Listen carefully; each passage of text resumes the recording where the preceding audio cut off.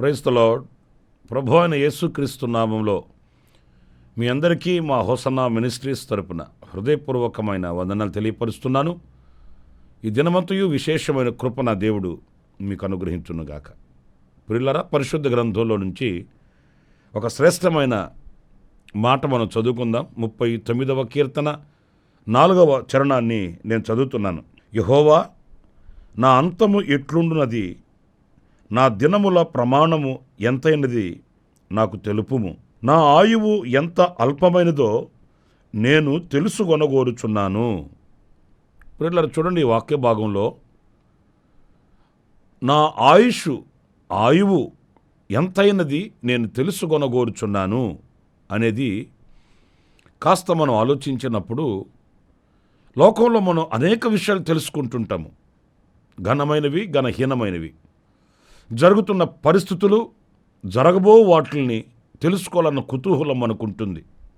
ఇక ఈరోజు పరిస్థితుల్లో నుంచి మనం మాట్లాడుకోవాలి అని అనుకుంటే ఈ సోషల్ మీడియా బాగా పెరిగిపోయింది కదా.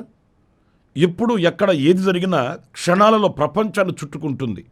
అందుచేత అనేక విషయాలు సెర్చ్ చేసి అక్కడేం జరుగుతుంది, ఇక్కడేం జరుగుతుంది, వాతావరణంలో ఎలాంటి మార్పులు వస్తున్నాయి, ఆరోగ్య వ్యవస్థలో ఎలాంటి మార్పులు వస్తున్నాయి, రాజకీయంగా ఎలాంటి మార్పులు కలుగుతూ ఉన్నాయి, ఇలాంటివన్నీ ఆసక్తి కలిగిన వారమై ఎన్నో విషయాలు మనం తెలుసుకుంటూ ఉంటాము. కొందరైతే ఇక ఆ విషయాలు తెలుసుకోవడమే వాళ్ళ యొక్క కర్తవ్యం అన్నట్లుగా దినమంతా కూడా దాని కొరకే ఖర్చు పెడుతూ ఉంటారు. అనేక విషయాలు తెలుసుకుంటూ ఉంటారు. తెలుసుకోవడం తప్పని నేను అనట్లేదు, కానీ దానికంటే మిన్నగా మనం తెలుసుకొనవలసింది ఏంటో ఈ భక్తుడు ఈ కీర్తనలో వ్రాస్తూ ఉన్నాడు. ప్రియులారా, చూడండి, మనం ఎన్ని విషయాలు మనం తెలుసుకున్నా, ఎంత సమాచారం మనం సేకరించినప్పటికీ వాటి వలన ప్రయోజనం ఎంత ఉంటుందో నేను చెప్పట్లేదు, కానీ ఈ విషయాన్ని మాత్రం మనం తెలుసుకుంటే మనకు చాలా ప్రయోజనకరమైనటువంటి అనుభవాలు మనకు లభ్యమవుతాయని చెప్పడానికి నేను సంతోషిస్తున్నాను. ఎందుకంటే ఈ మాట ఏదో సాదాసీదా మాట కాదండి. నా దినములు లేక నా ఆయుష్ ఎంత అల్పమైనదో నేను తెలుసుకొనగోరుచున్నాను. ఎందుకంటే అది తెలిస్తే జీవితం యొక్క విలువ తెలుస్తుందండి. సమయం యొక్క విలువ తెలుస్తుందండి. సమయాన్ని ఎలా ఉపయోగించుకోవాలి, జీవితపు అనుభవాలను ఎలా మలుపు తిప్పుకోవాలి, ఇవన్నీ ఈ అనుభవం మీదనే ఆధారపడి ఉన్నాయి అనేది మనం గ్రహించాలి. ఎందుకంటే ఎంత అల్పమైనదో మనకు తెలిసినప్పుడు మరి ఈ అల్పకాలం బ్రతికే ఈ బ్రతుకుని మనం ఎలా మలుచుకోవాలి, దేని కొరకు ప్రయాసపడాలి, ఏది సంపాదించుకోవాలి, ఏది కూడగట్టుకోవాలి, ఎలాంటి అనుభవాల్ని మన ప్రభు దగ్గర ప్రార్థించి పొందుకోవాలి అనేది తెలుస్తుందండి. ఈరోజు మనిషి లోకంలో అల్పమైన వాటి కొరకు ప్రాకులాడుతున్నాడు, అశాశ్వతమైన వాటి కొరకు కాలాన్ని వెచ్చించుచున్నాడు. ఎందుకంటే ఈ జీవితపు అనుభవం ఏపాటిది, ఎంతకాలం నేను బ్రతకగలుగుతాను, నా ఆయుష్యం ఎంత అనేది తెలియని వ్యక్తి ఇంకా ఎంతో సమయం ఉంది, ఇంకెంతో నాకు ఆరోగ్యం ఉంది, నేను అది కూర్చుకోవాలి ఇది కూర్చుకోవాలన్న ఆలోచన ఆరాటం మనిషికి కలుగుతుంది. చూడండి, ఈ రోజున దేవుని కార్యక్రమాల మీద కానీ, దేవుని మీద కానీ, దేవుని సన్నిధి మీద కానీ ఆసక్తి తగ్గిపోతున్న రోజులండి ఇవి. ఎందుకంటే టెక్నాలజీ పెరిగింది, వసతులు ఎన్నో వచ్చేసాయి. ఈ వసతుల వలన, ఈ టెక్నాలజీ వలన పలు విధాలుగా మనిషి అనేకమైన వాటిని సంపాదించుకోవాలి, ఘనత పొందాలన్న ఆలోచన మరి మనిషి కలిగి ఉన్నాడు గనుక క్షణం తీరిక లేకుండా పరుగులు తీస్తున్నాడు. ఎన్నో సంపాదించుకోవాలని ఆరాటపడుతున్నాడు. కానీ బాధాకరమైన విషయం ఏంటంటే తాను సంపాదించినది అతనికి ఆనందాన్ని కలుగు చేయక మునిపే, తాను సంపాదించినది అతడు కూడగట్టుకొని మూటగట్టుకొని దాచిపెట్టుకున్న దానిలో అతనికి ఆనందం కలగక మునిపే కాలం అనే కాలనాగు కాటు వేస్తుంది. కాటికి కాళ్ళు చాపి కనుమరుగైపోతున్నాడు. వ్యాధులతో నలిగిపోతున్న వారే కానివ్వండి. పురులారు, ఇంకా మనం పరిస్థితులన్నీ మనం గమనించినప్పుడు పలు విధాలుగా మనిషి కనురెప్ప పాటులో కనుమరుగైపోతున్నాడు. అది వివేచించగలిగిన వాడు ఎవడు? దానిని ఆలోచించగలిగిన వాడు ఎవడు?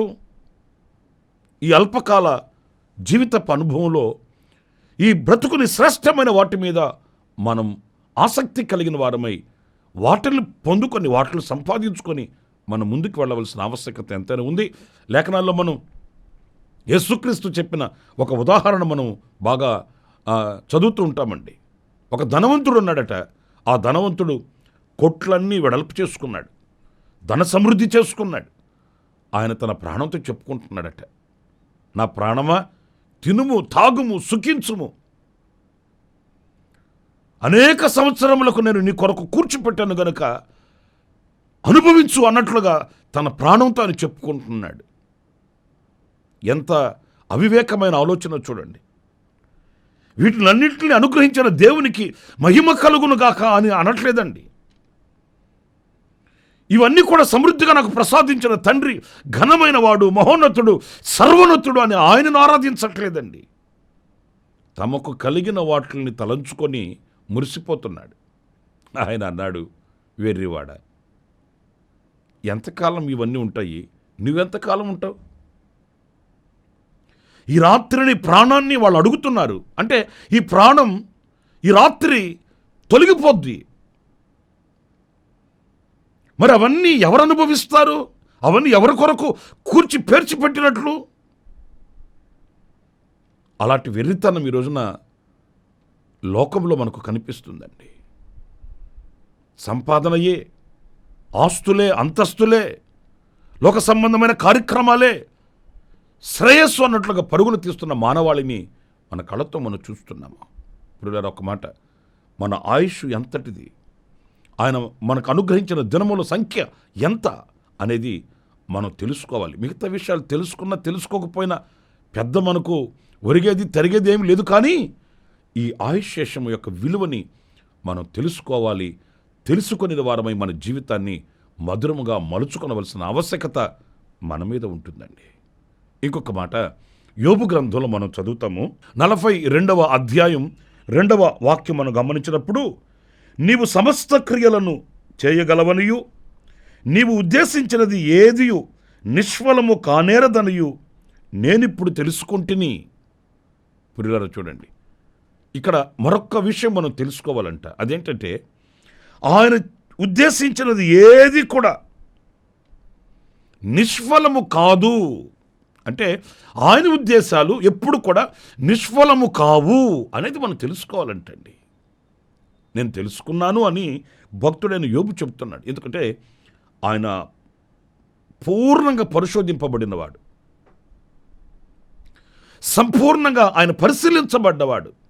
మరణపు అంచులలోనికి వెళ్ళి మరలా దైవ కార్యములను వివరించుటకు అతడు సజీవుడై తిరిగి వచ్చినవాడు. చూసిన వాళ్ళు ఎవరు కూడా అతను బ్రతికి బట్టగట్టి మరలా సాక్షిగా నిలబడతాడని ఎవ్వరూ కూడా అనుకోలేదండి.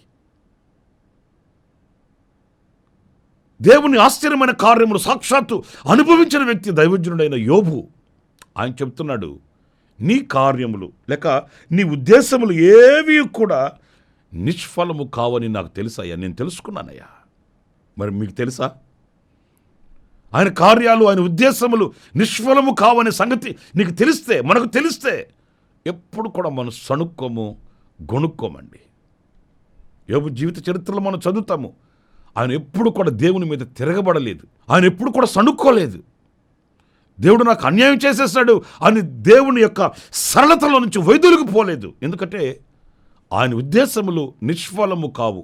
నేను ఇప్పుడు శోధింపబడుతున్నానా, ఇది నా ప్రయోజనం కొరకు. నాకు కన్నీళ్లు కలిగాయా, ఇది నా ఆధ్యాత్మికమైన వృద్ధి కొరకు. నేను పరిశీలింపబడి పరీక్షింపబడుతున్నానా, ఇది నా బహుమానము కొరకు. ఏది ఆయన నిష్ఫలముగా, నిష్ప్రయోజనముగా ఏది చేయడు, నాకు ప్రయోజనం కొరకే చేస్తాడని తెలుసుకున్నాడు. అందుచేత విశ్వాసమందు స్థిరంగా ఉన్నాడు. దైవ కార్యాల కొరకు వేచి చూచాడు. గొప్ప కార్యాలు, అద్భుతాలని అనుభవించగలిగాడండి. ఈ రోజున నా ప్రియమైన సహోదరులారా, నీ ఎడల ఆయన ఉద్దేశములు నిష్ఫలము కావు అనేది ఎరిగిన వాడవై, ఎరిగిన దానవై ఉండాలి. ఆయన ఏ మార్గంలో మనల్ని నడిపించినా ఆ మార్గం మన క్షేమము కొరకని. అది ఇరుకైనదా, ఇబ్బందికరమైనదా, లేక అవమానకరమైనదా అయినప్పటికీ కూడా ప్రభువు యొక్క ఉద్దేశం నీ పట్ల ఉన్నది. దేవుని యొక్క సంకల్పం నీ ఎడల గొప్పది, దేవుని యొక్క ఆలోచన నీ ఎడల గొప్పది. దానిని బట్టి ఆయన స్తుతించాలనే కానీ సణిగి గొణిగి సంశయాలతో దేవునికి దూరం కాకూడదనే విషయాన్ని ఏ క్షణం కూడా మనం మర్చిపోకూడదండి. నా ప్రియమైన సహోదరులు, ఈరోజు అనేక మంది విశ్వాసులైన వారు సహితమునండి ఎన్నో సంవత్సరాల నుంచి భక్తిగా దేవుని సన్నిధికి వెళుతూ వస్తున్నవారు, పరిశుద్ధ గ్రంథాన్ని చదివేవాళ్ళు, ప్రార్థనలు చేసేవాళ్ళు కూడాను చిన్న శోధన కలిగితే దైవ ప్రణాళికని, దైవ చిత్తాన్ని ఎరుగక వాళ్ళు దేవునికి దూరమైపోతున్నారండి.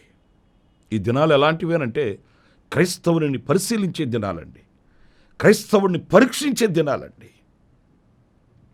గనుక ఈ పరీక్షలలో ఆయన ఉద్దేశములను మనం గుర్తించిన వారమై, ఆయన విశాలమైన హృదయాన్ని తెలుసుకొనిన వారమై, ఆయన లోతైన ప్రేమను రుచి చూచిన వారమై మనం స్థిరపరచబడాలి ప్రభునందు. పరిశుద్ధులైన పౌలు ఫిలిప్పి సంఘానికి రాస్తూ అంటాడు, మీరు స్థిర హృదయులై ఉండండి, కదల్చబడకండి. నిజమే ప్రియులారా, లోకమైన లోకంలో ఉన్నవైనా మనల్ని క్రీస్తులో ఉండనివ్వకుండా, క్రీస్తులో స్థిరపరచబడనివ్వకుండా మనల్ని కదుపుతూ ఉన్నాయి. కదిపే అనుభవాలు కలిగినది లోకం. కనుక మనం కదల్చబడిన వారం కావాలి. చంచలముగా మనం ఉండకూడదండి. స్థిరమైనటువంటి మనస్తత్వం కలిగిన వారమై, స్థిరులమై మనం ఉండాలి. ఎందుకంటే ఆయన ఉద్దేశములను మనం ఎరిగిన వారమే అయితే అలాంటి స్థిరత్వం కలిగిన వారమై మనం బ్రతకాలి అనే విషయాన్ని మనం మర్చిపోకూడదు. మనం ప్రారంభించిన ఈ పరుగు ప్రభు రాకడ వరకు, ఆయన మనము ఆయన ఏకమయ్యేంత వరకు కూడా ఈ విశ్వాసపు పోరాటంలో ఆయన ఉద్దేశములను గుర్తించి, ఆయన సంకల్పమును గుర్తించి, ఆయన చిత్తమనే మార్గంలో మనం నడిపించబడాలి. అప్పుడే మనం బహుమానాన్ని పొందుకోగలుగుతాం. మీకు చివరిగా మరొక మాట కూడా నేను మీకు జ్ఞాపకం చేస్తాను. అది యెహోషువ గ్రంథం 4వ అధ్యాయం 23వ వాక్యం చదివితే ఎట్లనగా, యెహోవా బాహువు బలమైనదని భూనివాసులందరూ తెలుసుకొనుటకును. యెహోవా బాహువు బలమైనదని భూనివాసులందరూ తెలుసుకోవాలంటండి. మూడవదిగా నేను చెప్పే మాట ఏంటంటే, ఆయన బాహువు బలమైనదని మనం తెలుసుకోవాలి. దేనికి ఆయన బాహువు? వాక్యంలో మనం చదువుతామండి. ఆయన బాహుబలము చేత ఇశ్రాయేలీయులను ఐగుప్తు దేశములో నుంచి ఆయన విడిపించాడట. మరి ఇశ్రాయేలీయులను ఐగుప్తులో నుంచి విడిపిస్తే మనల్ని ఆవరించి ఉన్న, మనల్ని కమ్ముకొని ఉన్న ప్రతి చీకటిలో నుండి, ప్రతి అపాయములో నుంచి ఆయన బాహువు చేత మనల్ని రక్షిస్తాడండి. శోధనలైన, వేదనలైన, వ్యాధులైన, కన్నీళ్ళైన, కష్టాలైన, ఎలాంటి పరిస్థితులైనప్పటికీ కూడా ప్రియులారా, మనం ఆరాధించే మన ప్రభు యొక్క బాహువు ఎలాంటిది అనంటే అది బలమైనది, మనల్ని రక్షించగలిగినది, మన కన్నీళ్లు తొడవగలిగినది, మనల్ని లేవనెత్తి క్రీస్తు అనే బండ మీద మనల్ని స్థిరపరచగలిగినది ఆయన బాహువు. ఆయన మహోన్నతమైన కార్యములను బట్టి మనం ఆయన స్తుతించాలి. ఆయనకు అసాధ్యమైనది ఏమైనా ఉన్నదా? ఆయన చేయలేనిది ఏమైనా ఈ సృష్టిలో కనబడుతుందా? అన్నీ కూడా ఆయన చేతి పనులే కదా. అన్నప్పుడు ఆయన బాహుబలమును మనం విశ్వసించాలి. ఆయన బాహుబలము యొక్క గొప్ప కార్యములను మనం చూడగలగాలి. ప్రియులారా, ఆ సర్వశక్తి కలిగిన దేవునికి మనం ఎలా ఉండాలంటే, ఆయన రెక్కల నీడను శరణజొచ్చి ఆయన మీద ఆనుకొని ఆధారపడిన వారమై, ఆయనను పూర్ణముగా విశ్వసించిన వారమై మన బ్రతుకుని ముందుకి కొనసాగించుకోవాలండి. చూడండి, ఒక పరాక్రమశాలి, ఒక బలాఢ్యుడు మనతో ఉన్నప్పుడు మనకు ధైర్యం ఉంటుంది. మరి అలాంటప్పుడు ఈ లోకానికి సృష్టికర్త అయిన ప్రభువు ఆయన బాహు బలమైనదిగా ఎంచినప్పుడు మనకి ఎంత ధైర్యంతో ఉండాలి, మనం ఎంత స్థైర్యంతో ముందుకు వెళ్ళాలి. కనుక ఆ బాహుబలంతో అద్భుతాలు చేస్తాడు, ఆ బాహుబలంతో ఆశ్చర్యమైన కార్యాలు చేస్తాడు, విడుదల ప్రసాదిస్తాడు, ఆయన మనల్ని రక్షిస్తాడు ఏ పరిస్థితుల్లో నుంచి అయినా అనేది మనకు తెలియాలి. అప్పుడు ఏ చిన్నది ఏ పెద్దది సమస్య మనకు వచ్చినా చిన్నగా మనం ప్రభు దగ్గరికి వెళ్ళగలుగుతాం, ఆయనతో చెప్పుకోగలుగుతాం. ఆయన బాహువు యొక్క బలాన్ని మనం ఎరిగిన వారమైతే, మనం తెలుసుకునే వారమైతే, ఆ ప్రత్యక్షత మనకు కలిగితే మనం ఆయనను విడిచి మనం ఎక్కడికి వెళ్ళలేమండి. ఆయన తప్ప వేరొకరు ఎవరూ లేరని మనం స్తుతించగలుగుతాము. ఆయనను ఆశ్రయించి మనం ఆయనను ఆరాధించగలుగుతాము. ప్రభు కొరకై సాక్షిగా బ్రతకగలుగుతాం. నేను 3 విషయాలు నేను మీతో చెప్తూ వచ్చాను. మన ఆయుష్ ఎంతో మనకు తెలుసుకోవాలి. ఆయన ఉద్దేశములు నిష్ఫలము కావని మనం తెలుసుకోవాలి. ఆఖరిగా ఆయన బాహు బలమైనదని మనం తెలుసుకోవాలి. మరి నువ్వు తెలుసుకున్నావా? తలలు వంచండి, ప్రార్థన చేసుకుందాం. కృపాసత్య సంపూర్ణుడా, జీవాధిపతి, మీకు వందనాలు నాయనా. మేము తెలుసుకునవలసిన విషయాలు పరిశుద్ధ గ్రంథంలో నుంచి నాయన మేము నేర్చుకుంటూ వచ్చాం. మనసు వికసింపబడిన వారమై, మనోనేత్రము వెలిగించబడిన వారమై మేము తెలుసుకునవలసిన విషయాలు తెలుసుకొని మా జీవితాన్ని పదిలపరుచుకొని శ్రేష్టమైన వాటి మీద ధ్యాస కలిగిన వారమై మేము నడిపించబడుటకు ఈ దినాన్న మా వెన్ను తట్టారు. అందుకు నీకు స్తోత్రాలు ప్రభు. మా ఆయుష్యమును మేము తెలుసుకునే వారమై మీ యొక్క ఆశ్చర్యమైన కార్యములు, మీ ఉద్దేశములు నిష్ఫలము కావని మేము ఎరిగిన వారమై, నీ బాహువు బలమైనదని ఎరిగిన వారమై, తెలుసుకుని వారమై ప్రభు మీ మీద ఆనుకొని బ్రతుకుని మీరు మాకు అనుగ్రహించారు. అందుకు నీకు స్తోత్రం. అంతము వరకు కూడా కుడికైన ఎడమకైన తొలగక మీ వైపు చూస్తూ ఈ విశ్వాసపు పోరాటంలో మేము ముందుకు సాగడానికి సహాయం చేయమని నన్ను మమ్మల్ని మీ చేతులు సమర్పించుకుంటూ యేసు ప్రశస్త నామములో ప్రార్థించి వేడుకొనుచున్నాను తండ్రి. Amen, amen. ప్రభు మిమ్మల్ని దీవించి ఆశీర్వదించుగాక. ఈ దినమంతా విశేషమైన కృప నా దేవుడు మీకు ప్రసాదించునుగాక. అలాగే ఈ రోజున జన్మదిన శుభవేడుకలు జరుపుకుంటున్న ప్రియులందరికీ నా హృదయపూర్వకమైన శుభాభివందనాలు తెలియపరుస్తున్నాను. కన్యలలో ఉన్న కుటుంబాలని ప్రభు ఆదరించాలని కోరుకుంటూ ముగిస్తున్నాను. నా దేవుని సన్నిధి మీకు తోడై ఉండుగాక. ఆమెన్. ఇంకా మరిన్ని ఆత్మ సంబంధమైన సందేశాల కొరకు ఈ మా యూట్యూబ్ ఛానల్ ని సబ్స్క్రైబ్ చేసుకోండి. Pastor Ramesh ministries.